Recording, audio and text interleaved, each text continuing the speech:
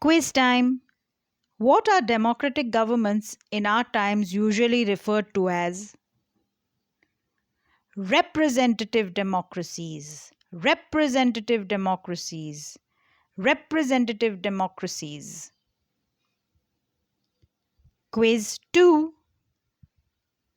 In representative democracies, people do not participate directly. Then how do they participate? By choosing their representatives through an election process. The people in a representative democracy participate by choosing their representatives through an election process. Quiz 3.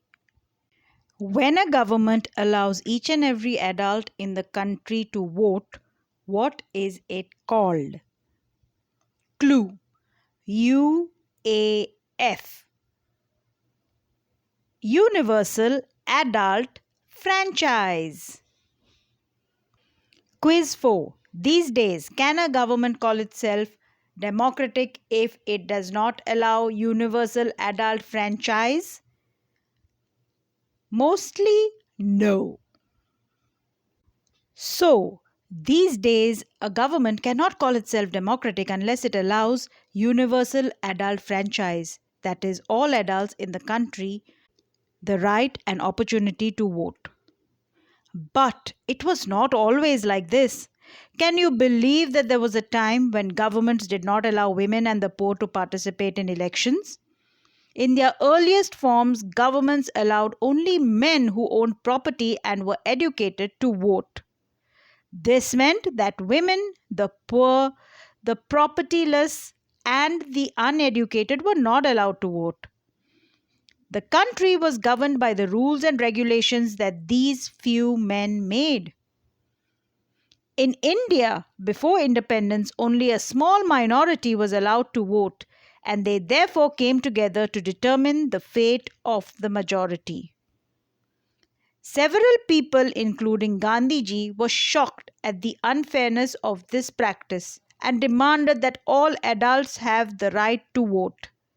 This is known as universal adult franchise.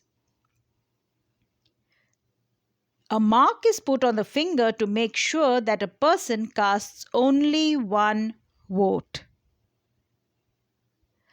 Writing in the journal Young India in 1931, Gandhiji said, "I cannot possibly bear the idea that a man who has got wealth should get the vote, but a man who has got character but no wealth or literacy should have no vote.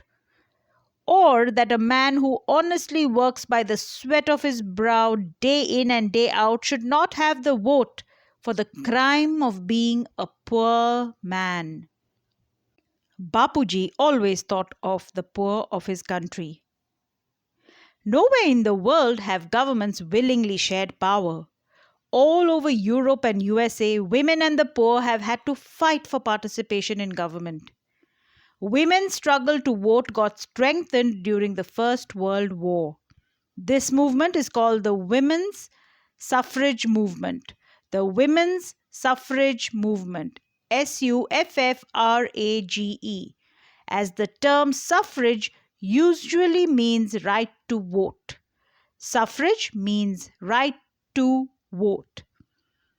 During the war, many men were always fighting, and because of this, women were called upon to do work that was earlier considered men's work. Many women began organizing and managing different kinds of work. When people saw this, they began to wonder why they had created so many unfair stereotypes about women and what they were capable of doing.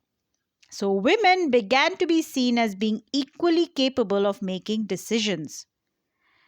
The suffragettes demanded the right to vote for all women, and to get their demands heard, they chained themselves to railings in public places. Many suffragettes were imprisoned and went on hunger strikes, and they had to be fed by force.